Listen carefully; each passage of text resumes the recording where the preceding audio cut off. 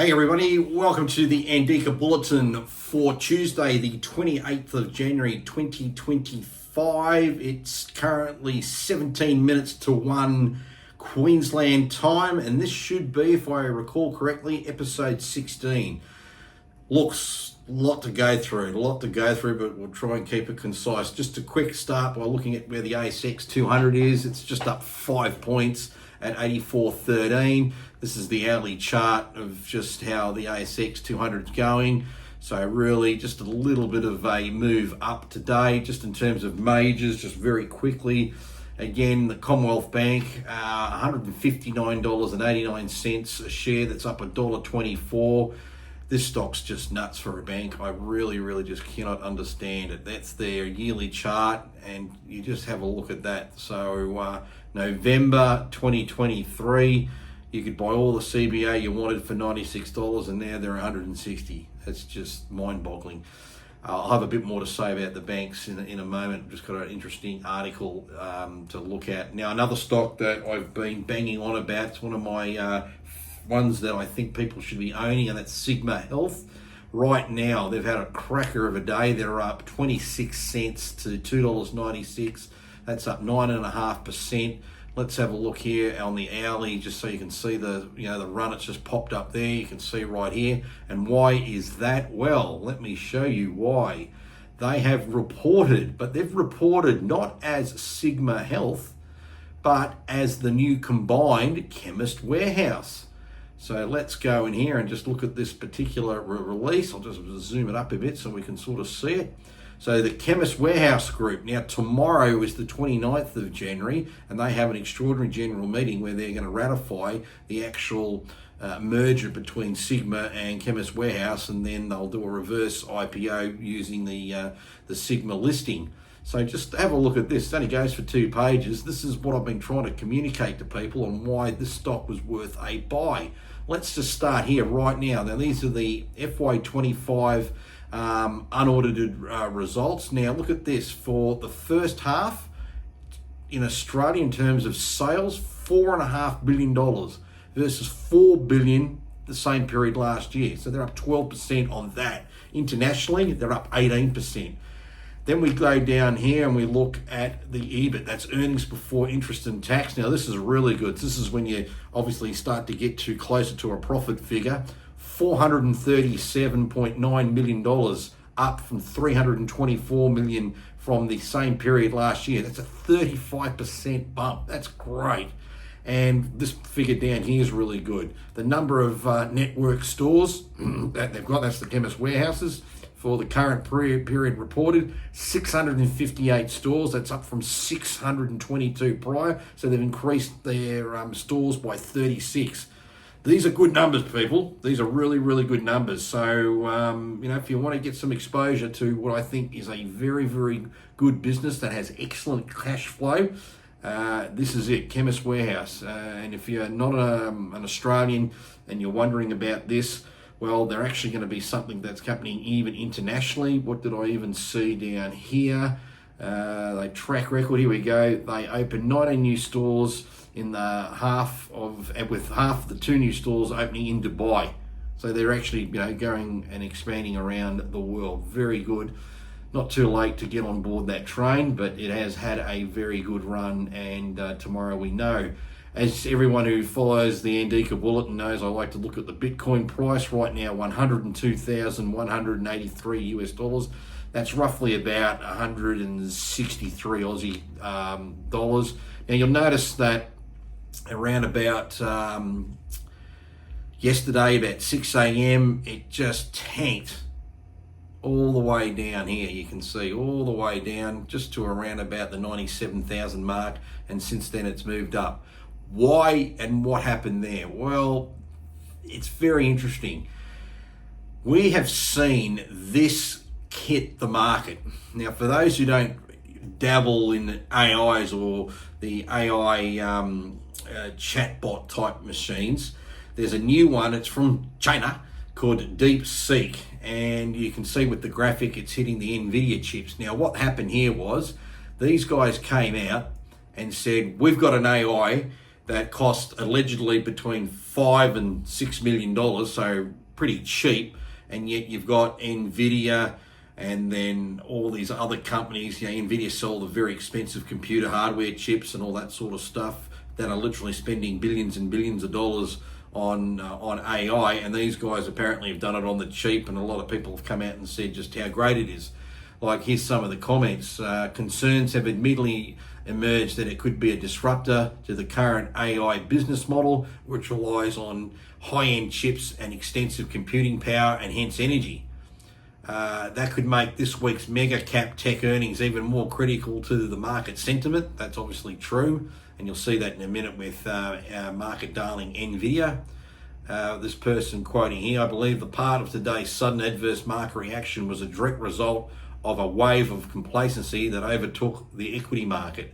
But keep in mind, Deepseek is not HAL from Space Odyssey 2000. Like, for example, ask it this: who is the president of Taiwan? Sorry, that's beyond my current scope. Let's talk about something else. See, remember, it's a Chinese AI that's holding back stuff. I also saw on a video prior, someone asked the same AI describe some of the biggest mass murderers in human history, and it first listed Genghis Khan and Chairman Mao, and then the guy quickly who was asking the questions, screened it and then went to go and ask another question, and the AI then removed those answers. So the guy said, why'd you remove the answers of Chairman Mao and Genghis Khan? And it said, what answers? I didn't give you those answers. I think we're now starting to see a little bit of a picture here.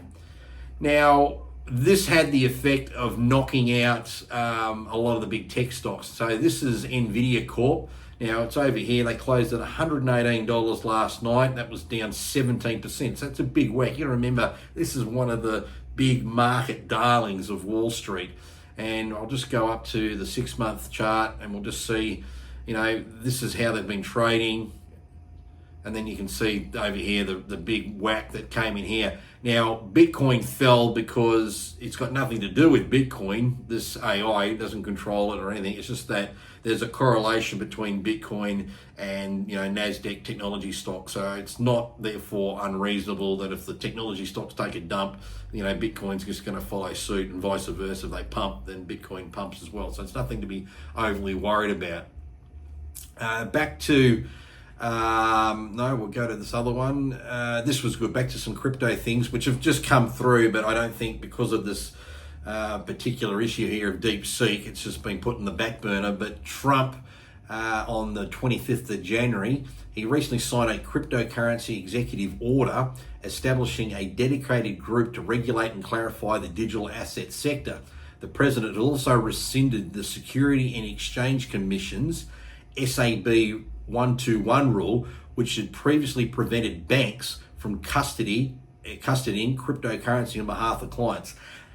That sounds like gobbledygook, but it's a big deal. What it means is if you actually own crypto, aka Bitcoin, and particularly in the US, the banks now will be able to look at that said person or entity and go, you know what, we can now look at that and we can also assign an asset value to it, which would be the market value, therefore we can lend against it. That rule, 121, essentially said anyone who had Bitcoin and they went to the banks and said, I've got this, asset, the banks would go, so what, we're not going to value it. It's worth nothing to us.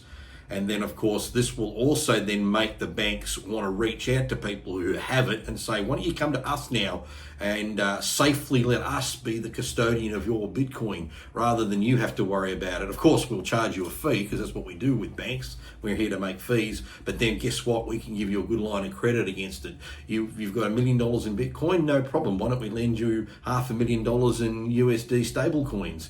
And then you can do what you wish with those. So this is an important announcement. But again, overlooked by the fact that this Deepseek thing came through and knocked everyone for six. And then just this part here, US Representative Cynthia Lummis is the newly confirmed chairperson of the Digital Assets Subcommittee, has made an urgent plea for Congress to pass a bipartisan bill that establishes a strategic Bitcoin reserve and a comprehensive regulatory framework for digital assets. So again, that's a good news story. And again, if the AI from China wasn't there, I think Bitcoin just would have pumped a bit more as well. Now, let's just go back into the Deepseek scenario here, and there's some important information I just want to get. And this was, again, a post that was, they call it the Deepseek freakout. And this particular article, they're talking about using the market panic as an opportunity, and they're, in this case, saying the big winner will be Meta, because they will have open source their particular AI.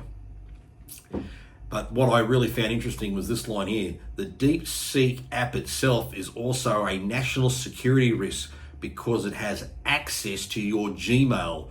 Do not download it. So I suspect the people that watch this video of mine probably wouldn't have downloaded it anyway, let alone play with AIs. But in case you have, don't download it and don't give it your Gmail address. It's quite interesting that we had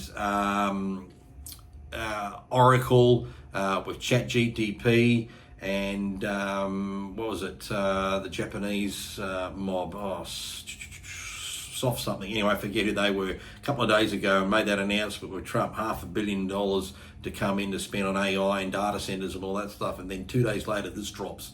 And they drop by coming out and saying, oh, we can eventually do this a lot cheaper.